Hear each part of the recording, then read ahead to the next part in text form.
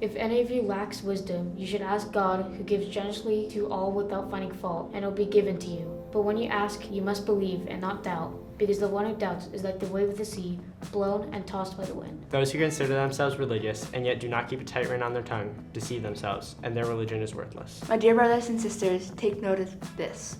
You all should be quick to listen, slow to speak, and slow to become angry. Consider it pure joy, my brothers and sisters, whenever you face trials of various kinds, because you know that the testing of your faith produces perseverance. Don't be deceived, my dear brothers and sisters. Every good and perfect gift comes from above, from the Father who does not change. Like shifting lights, who does not change like shifting shadows. Got this, Connor. Hey, my name's Connor, and I'm the middle school pastor here at Calvary. And this past January, we preached through the book of James over about 13 weeks. And during that process, we challenged our middle school students to memorize all of James chapter 1. And 9 different students did. And we told them, hey, what do you want to do for a prize? Because this was awesome. And we want to celebrate what God's doing in your heart and your life through the work that you've put in. And the students said, we want to go to Six Flags. And so that's what we did on a Saturday. We celebrated together, went to Six Flags. We believe here at our church that God designed us to have fun, and that's what we did. And middle school ministry, when we said, hey guys, here's a challenge. You got, 2 months to memorize a whole chapter of the Bible. What was your gut reaction? I was kind of determined. Yeah, determined. I love Even it. though it was longer. I looked at it on my phone. I'm like, whoa. Okay. What? Because it's a long passage? Yeah. Yeah. I'm like, you know what? I'm gonna try. I held it off for most of the time. What made you change your mind from this is scary to I'm gonna go for it?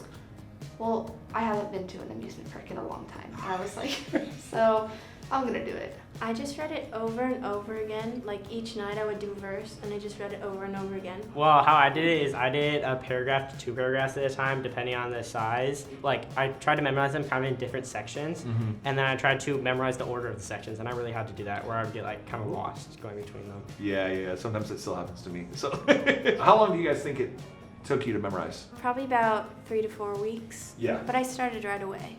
Wow, it took me 3 months maybe. I just took my time during it. They have a lot of life going on. Middle school is hard. I'm sure many of us have just blocked out many of those memories. And yet in the midst of their busyness, they found the time to memorize 27 verses of scripture. James 1 pops in your mind. What comes to mind? The first verse. Consider it pure joy when you face trials of many kinds, because the testing of your faith produces perseverance. Recently, I've been going through a lot of trials, and I just have been remembering that, and I feel like it's helped me a lot.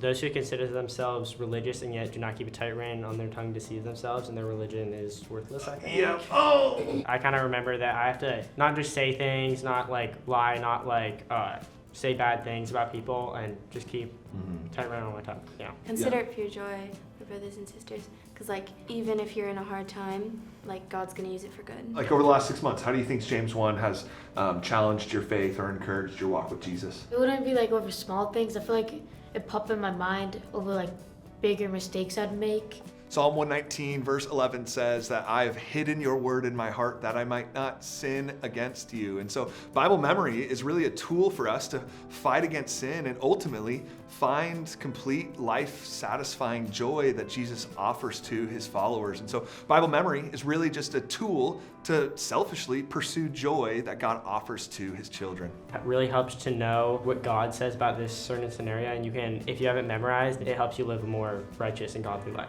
Even when you think it's not going to be important, it definitely will be. I end up actually using it, and it helps me a lot. You might just think about it and think, oh, this is sin, I shouldn't actually be doing this. This is kind of funny, but it's kind of satisfying to know you have memorized something. Sure. And you're yes, I got this memorized.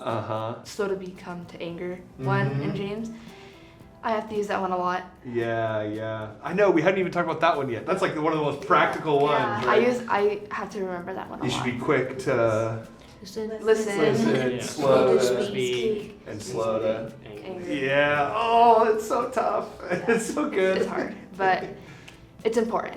Yeah, important when you're at your age and important when you're an adult. I promise you that. When I memorized James 1, when I was your guys' age, it shaped my life and shaped how I think about God and think about living out as a disciple of Jesus. And it's still shaping it now. And so memorizing the Bible has been a gift from God for my life and for my walk with Jesus.